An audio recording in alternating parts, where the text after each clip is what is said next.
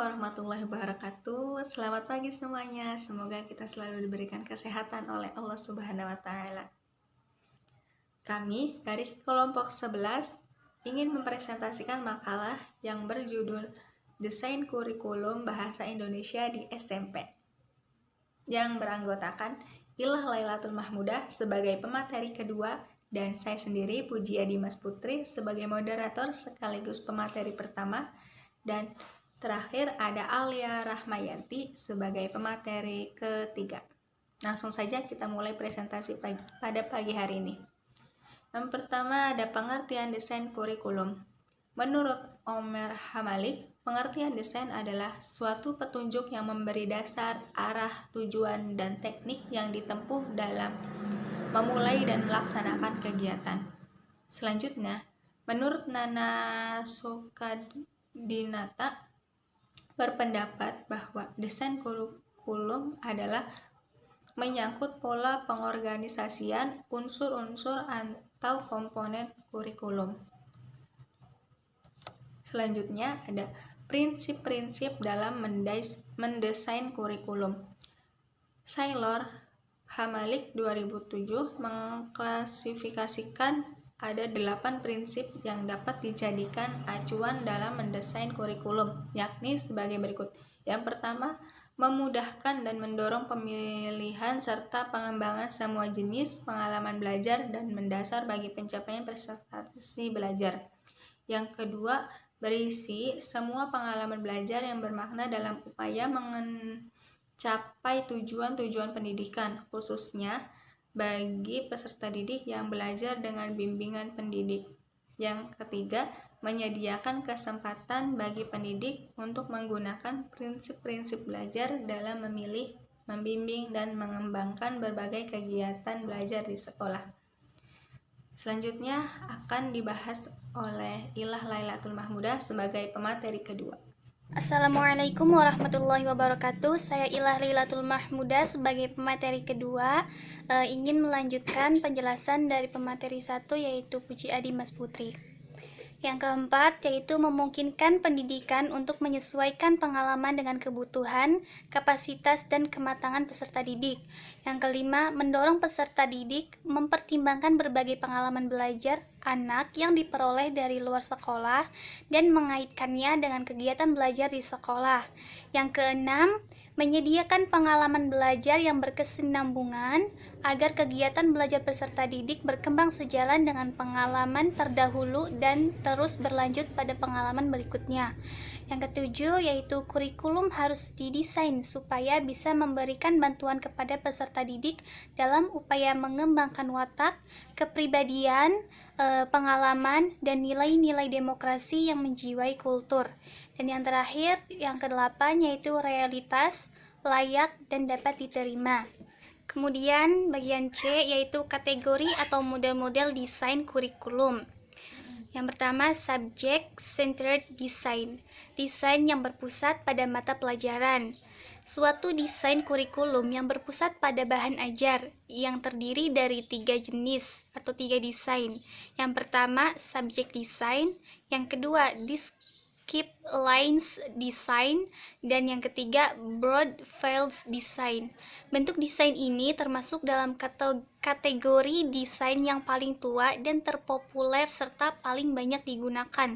Subject centered design berkembang dari konsep pendidikan klasik yang menekankan pengetahuan, nilai-nilai, dan warisan kultur masa silam dan berusaha untuk mewariskannya kepada generasi berikutnya.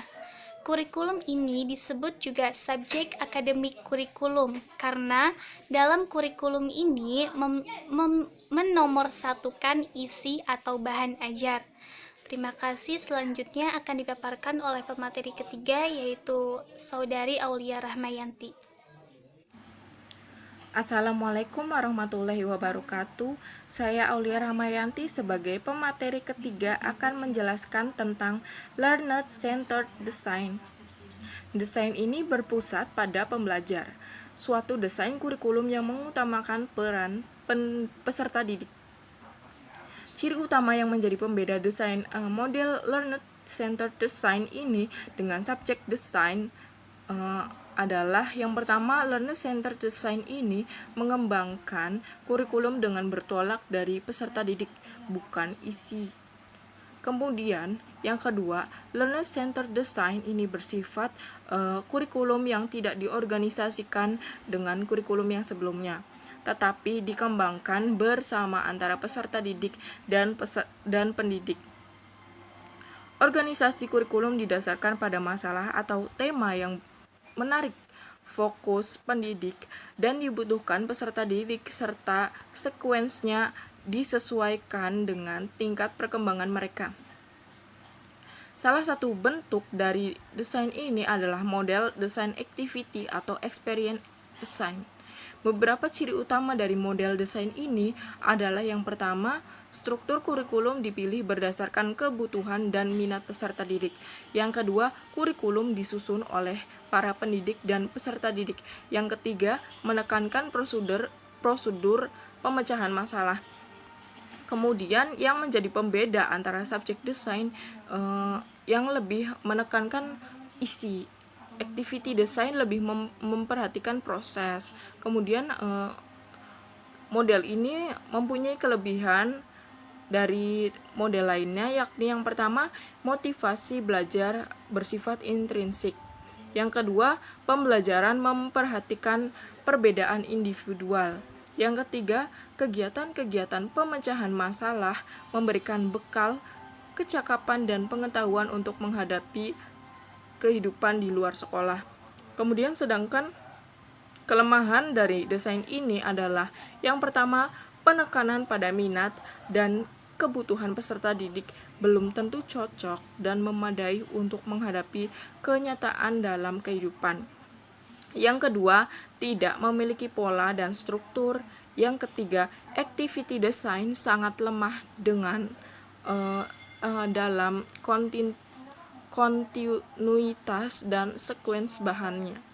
Dan yang keempat, sulit menemukan referensi yang dapat dipakai sebagai sumber belajar karena buku yang ada disusun berdasarkan subjek dan disiplin desain.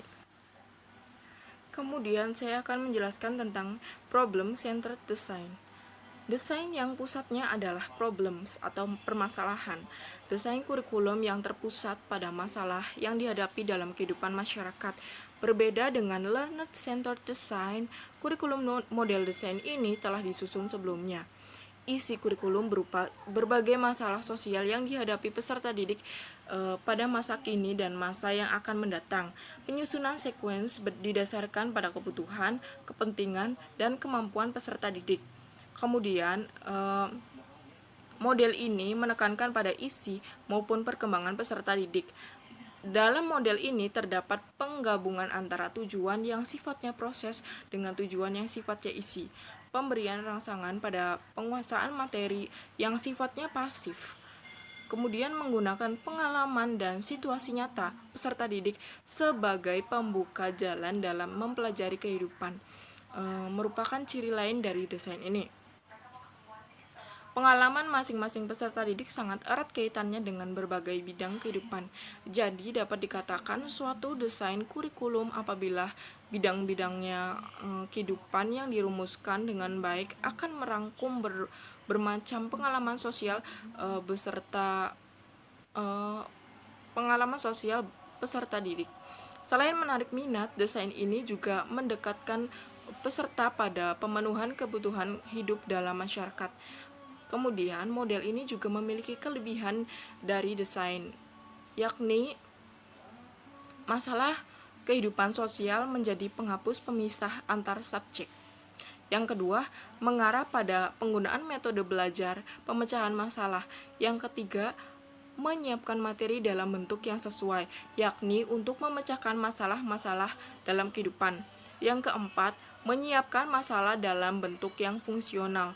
Dan yang kelima, motivasi belajar datang dari faktor internal peserta didik. Kemudian ada beberapa kelemahan dari desain ini juga. Yang pertama, sangat sukar menentukan ruang lingkup dan sekuens dari sisi kehidupan yang sangat esensial. Yang kedua, kurangnya integritas dan kontinuitas organisasi isi kurikulum. Yang keempat, mengabaikan warisan budaya. Yang kelima, ada kecenderungan untuk mengindoktrinasikan peserta didik dengan kondisi-kondisi yang ada. Peserta didik tidak melihat alternatif lain, baik mengenai masa lalu atau masa depan yang akan datang. Dan pendidik juga mengalami hambatan dikarenakan belum adanya buku atau media lain untuk membantu pelaksanaannya. Masing-masing desain tersebut dikembangkan menjadi rancangan kurikulum yang di dalamnya terdapat unsur-unsur pokok kurikulum, yaitu tujuan, isi, pengalaman belajar, evaluasi, yang sesuai dengan inti setiap model desain. Problem-centered design ini berpangkal pada filsafat yang mengutamakan peranan manusia. Problem-centered design ini menekankan manusia dengan kesatuan kelompok, yaitu kesejahteraan masyarakat. Model ini menekankan pada isi maupun mengembangkan peserta didik minimal. Ada dua variasi dalam model desain kurikulum, yakni sebagai berikut. Yang pertama, yakni the area of living designs. Dalam prosedur belajar ini, tujuan yang bersifat proses dan yang bersifat isi diintegrasikan. Kemudian, penguasaan informasi-informasi yang bersifat pasif tetap dirangsang. Ciri lain yaitu menggunakan pengalaman dan situasi-situasi dari peserta didik sebagai pembuka jalan dalam mempelajari bidang-bidang kehidupan. Dalam the areas of living, hubungan dalam bidang-bidang kehidupan sehingga dapat dikatakan suatu desain bidang-bidang kehidupan yang dirumuskan dengan merangkum pengalaman-pengalaman peserta didik. Desain ini mempunyai kelebihan antara lain yang pertama, merupakan the subject matters design, tetapi dalam bentuk yang terintegrasi. Pemisahan antara subjek dihilangkan oleh permasalahan-permasalahan kehidupan sosial. Kemudian yang kedua, keren kurikulum karena kurikulum diorganisasikan di sekitar problematika peserta didik, maka kurikulum ini menggunakan prosedur pemecahan masalah. Yang ketiga, menyajikan bahan ajar yang relevan untuk memecahkan masalah-masalah dalam kehidupan. Yang keempat, menyajikan bahan ajar dalam bentuk yang profesional. Yang kelima, memotivasi berasal dari peserta didik. Selain itu, terdapat kekurangan dalam desain ini, yakni yang pertama, penentuan lingkup dan sekuens dalam bidang-bidang kehidupan yang sangat esensial dan sangat sukar. Yang kedua, lemahnya integritas kurikulum. Yang ketiga, desain ini mengabaikan warisan budaya. Yang keempat, peserta didik memandang masalah untuk sekarang dan masa depan, serta mengabaikan masa lalu. Bentuk yang kedua adalah the core design. The core design timbul sebagai reaksi utama kepada separate subject design yang sifatnya terpisah-pisah. Dalam mengidentifikasikan bahan ajar, mereka memilih mata pelajaran tertentu sebagai inti atau core. Pelajaran lainnya dikembangkan di sekitar core tersebut. Menurut konsep ini, inti-inti bahan ajar dipusatkan pada kebutuhan individual dan sosial. The core design biasanya disebut juga dengan the core curriculum. Desain pembelajaran atau desain strategi pembelajaran bahasa Indonesia. Desain pembelajaran mengandung pengertian membuat atau mengembangkan pola, membuat atau mengembangkan rancangan. Jadi, desain pembelajaran mengandung pengertian membuat pola atau merancang pembelajaran. Pola atau rancangan tersebut dimaksud sedemikian rupa sehingga proses pembelajaran berlangsung secara optimal, dalam arti tujuan pembelajaran tercapai sesuai dengan yang diharapkan. Sebagai disiplin desain, pembelajaran membahas berbagai penelitian dan teori tentang strategi serta proses pengembangan pembelajaran dan pelaksanaannya. Sebagai ilmu, desain pembelajaran merupakan ilmu untuk menciptakan spesifikasi pengembangan, pelaksanaan, penilaian, serta pengelolaan situasi yang memberikan fasilitas pelayanan pembelajaran dalam skala makro maupun mikro untuk berbagai mata pelajaran pada berbagai tingkat kompleksitas sebagai sistem desain pembelajaran merupakan pengembangan sistem pembelajaran dan sistem pelaksanaannya termasuk sarana serta prosedur untuk meningkatkan mutu belajar. Desain pembelajaran tersebut meliputi silabus dan RPP. RPP atau rencana pelaksanaan pembelajaran yang mengacu pada standar isi. Perencanaan pembelajaran meliputi penyusunan rencana pelaksanaan pembelajaran dan penyiapan media dan sumber belajar, perangkat penilaian pembelajaran dan skenario pembelajaran. Penyusunan silabus dan RPP disesuaikan dengan pendekatan pembelajaran yang digunakan silabus kurikulum 2013.